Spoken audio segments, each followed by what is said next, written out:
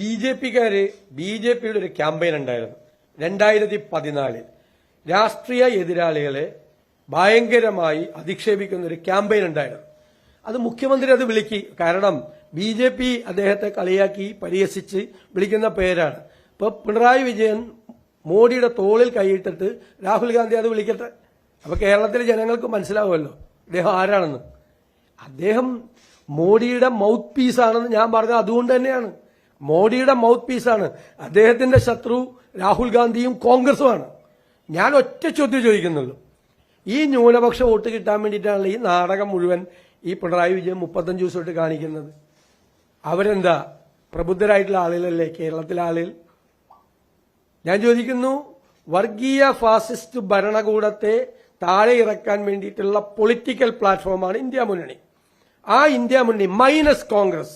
എന്താണ് ആ ഇന്ത്യ മുന്നണി മൈനസ് കോൺഗ്രസ്?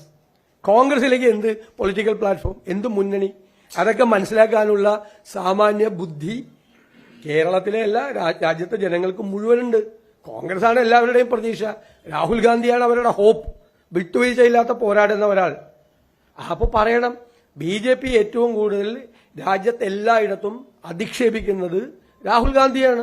എല്ലായിടത്തും ബി.ജെ.പിയുടെ കേന്ദ്രമന്ത്രിമാർ, നരേന്ദ്രമോദി ഉൾപ്പെടെയുള്ളവർ എല്ലാവരും അധിക്ഷേപിക്കുന്നത്. അവരെ കടത്തിവെട്ടാനാണ് പിണറായി വിജയൻ ശ്രമിക്കുന്നത്. ഇപ്പോ മോഡിയുടെ ഇലക്ട്രൽ ബോണ്ടിലേക്ക്, ബി.ജെ.പിയുടെ ഇലക്ട്രൽ ബോണ്ടിലേക്ക് മേഗാ എഞ്ചിനീയറിംഗ് 600 കോടി രൂപ ഇട്ടു എന്ന് പോസ്റ്റിട്ട പാലോട് സ്വദേശിയെ മോഡിയുടെ സൽപ്പേരിന് കളങ്കം ചാർത്തി എന്ന് പറഞ്ഞ് കേസെടുത്ത ആളാണ് പിണറായി വിജയൻ. ഞാൻ 9 പരാതി കൊടുത്തിട്ടുണ്ട് DGPക്ക് എന്നെ അധിക്ഷേപിച്ചതിൽ. ഒറ്റ പരാതിയിൽ കേസെടുത്തിട്ടില്ല. ഇന്നലെ മുഖ്യമന്ത്രിയുടെ പോസ്റ്റ് താഴെ എന്റെ 20 വർഷം മുമ്പ് മരിച്ചുപോയ പിതാവിനെ വരെ അപമാനിച്ചുകൊണ്ടൊരു കമന്റ് ഇട്ടിട്ടുണ്ട്. ഒരു നടപടിയില്ലല്ലോ. മേഗാ എഞ്ചിനീയറിംഗ് കമ്പനിയിൽ നിന്ന് BJP security bond, electoral bond മേടിച്ചെന്ന് ആർക്കും അറിയാൻ പാടില്ലാത്തത്. അതിട്ട ഒരാൾക്കെതിരായി മോഡിയുടെ സൽപ്പേരിന് കളങ്കം ചാർത്തിയെന്ന് പറഞ്ഞിട്ടേക്കണം. ഇന്നലെ ഷെമാ മുഹമ്മദിനെതിരായി കേസെടുത്തു, മോഡിയെ വിമർശിച്ചു എന്നതിന്റെ പേരിൽ. ഞങ്ങളെ ആരെയും വിമർശിച്ച ഒരു കുഴപ്പമില്ല, ഞങ്ങളെ വിമർശിക്കുന്നതുകൊണ്ട് കുഴപ്പമൊന്നുമില്ല. ഇത് വളരെ മോശമായ അശ്ലീലമായ ഭാഷയിൽ എഴുതിയ കേസിൽ പോലും ഒരു കേസ് എടുത്തിട്ടില്ല. ഇന്നലെ നിങ്ങളൊന്ന് നോക്ക്, വായിച്ചു നോക്ക് എന്താ എന്നെ കുറിച്ച് ഇട്ടിരിക്കുന്നതെന്ന്. 20 വർഷം മുമ്പ് മരിച്ചുപോയ പിതാവിനെ കുറിച്ചാണ് എഴുതിയിരിക്കുന്നത്. കേസെടുക്കൂല.